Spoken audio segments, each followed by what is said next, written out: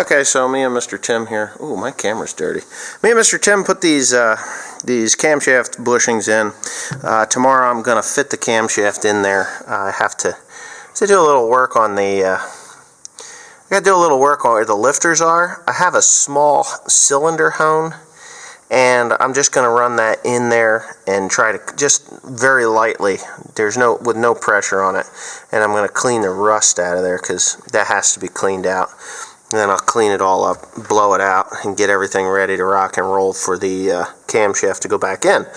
I won't be putting the lifters in until after I get the camshaft in, but I have to fit that first. So you can stay tuned for that. Everything seems to be going pretty well, I would say. Got a new tool here. This guy here is a new... I can find my old one. It's for rings, to put rings on piston ring tool. Me and Tim took the connecting rod off, which really nice about John Deere of this John Ray is they actually used their brain and put front on there. So tomorrow what I'm going to do is I'm going to knock those bushings out. I got a new set of bushings in here. Oh Lord, how many do I have? 6 of them actually. So here's the new. Let me take this over here. And Mr. Tim, you can hold that camera real quick. Yeah. So you gotta be. There's actually instructions in this one. These are Federal Mogul parts.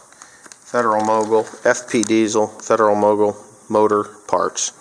So, which is a really good thing. I actually like Federal Mogul stuff. I think it's made mostly Federal Mogul stuff is what's in these diesels. And yeah, I'm amazed that they actually have instructions in there. So this is the new wrist pin bushing for the piston, or piston bushing, and very nicely made. They've been honed out, very nicely machined. They're a brass or a bronze. So I'm actually going to look at these instructions here. Alright, important instructions. To provide better protection against rust and provide significantly longer shelf life, we have implemented a running change on the enclosed bushings, adding flash tin plating to the bearing surface. You do not have to adjust for clearance determinations. Thank you. You will readily know if the bushing has been flash tin plated by its overall appearance and consistent white-gray coloration. So that's what this is. This is this flash tin. And on the inside, so what they did was they flash tinned this thing, and then they bored it. They bored it out because the milky color is on the inside there, matches the outside. So yeah, that actually is pretty good. So they've done some improvements, and it says that I don't have to really make any changes to it. Once I get it pressed in there and I fit the pin, which is basically you just kind of take the burrs off the edge if there's anything, because that thing is machined. Once you press it in, it should be good. What I'll do is I'll probably use a wrist pin to press them in. Set that wrist pin inside there and then push it down with the press very gently. I will lubricate that. A lot of people are like, no, you don't want to lubricate it. Well, fuck that. I'm lubricating it. I want it to go in there nice and smooth with no issues. So that's what I'm going to do, and that's going to be tomorrow's job. I couldn't, for the life of me, I can't find my damn tools that I've had. I think Timothy might have stolen them. So I ended up buying a cheap Evercraft. This is just a piston ring compressor, and what you do is you lube that up really good, and you compress the rings on the piston, and then you slide it down into the cylinder liner. And I have used my fingers and cut myself in the past, so I think this is the way to go. But anyways, thanks for watching. Please comment, rate, and subscribe for more.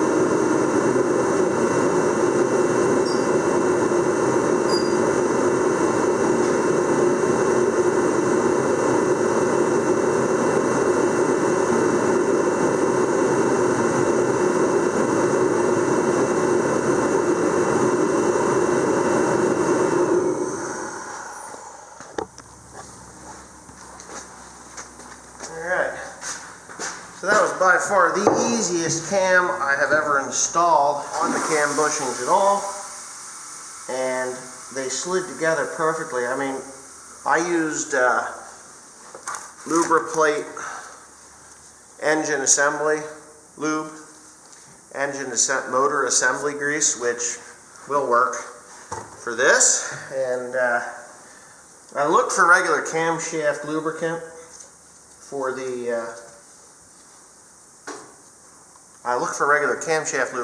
this, but my local Napa didn't have any, and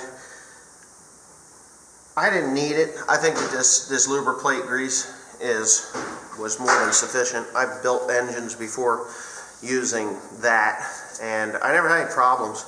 The whole point of that stuff is for the initial startup. So I assembled it, slipped together perfectly the way it's supposed to. Fuck, I don't know what that was, but that hurt. Ooh, getting old. Yeah, so the camshaft actually is in really good shape. There were no nicks, dings, rounded over, flat over spots, hammered on spots or anything.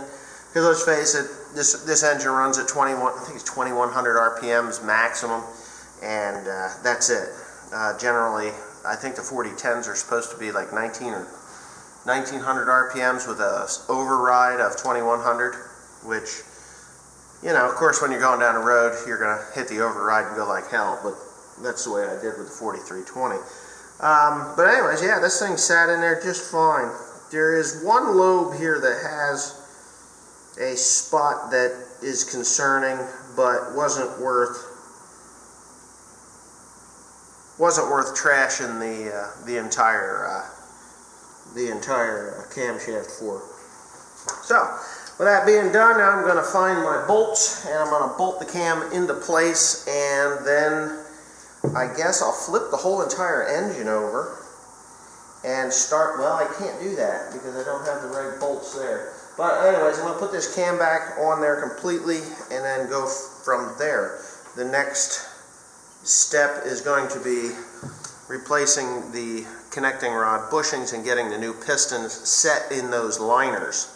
Yes, set in the liners. I'm going to put the liners in, the pistons, the rods, and everything in at one time. I'm not going to put the liners in and then put the pistons in the liners. I'm actually going to set them all together just because they need to be done that way. I've done it that way before, and it's fine. So once I get these rods, the rod bushings put in, and I get the pins, the connecting rod and the wrist pins all fit, then we should be pretty good to go. The way it looks to me, the old pistons, those pins are really tight, so I don't know. I'm going to take a new piston apart and see if that wrist pin, which I thought should just slide in and out. Personally, I think it should have slid right in and out, but we'll find out. We'll find out, and I'll take you along with me. So, here we go. See if I can find it.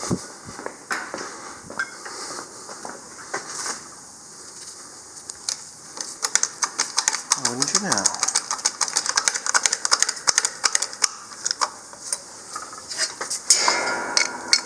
You don't have to be too careful when you're pressing the old one out. It's when you're putting the new one in that you got to be careful.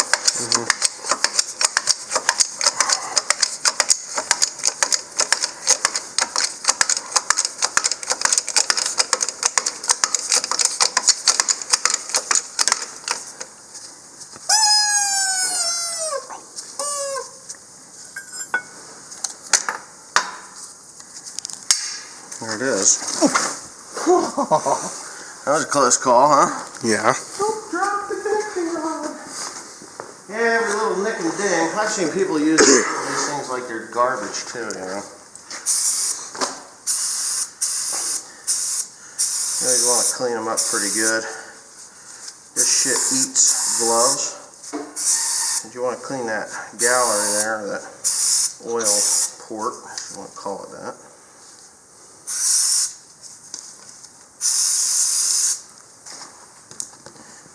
Plastic gauge there. I don't have bearings yet. Connecting rod bearings? I don't have No, I don't have any rods or mains. No. They're all standard size, you know? Mm-hmm. Better than metric, aren't they? Huh? They better than metric? I don't know. I don't use metric. Metric is weird. Okay, so here's an issue. Look at that. At some point, somebody did something to that connecting rod. That's old. This engine has been rebuilt before, so the last time they did the rods, they must have damaged it somehow. Okay. Well, here we go. We don't read the instructions because we've done this already like 3 times. Twice, right? Yeah, last night. Oh, I did read them last night, didn't I? Assemblage lube. Right, Tim? Mm-hmm. So, What are you doing? It's cheaper if you make your own sandwiches, Mr. Joe. Mm-hmm. Of course you do. I know. Okay, so let's go put this sucker together.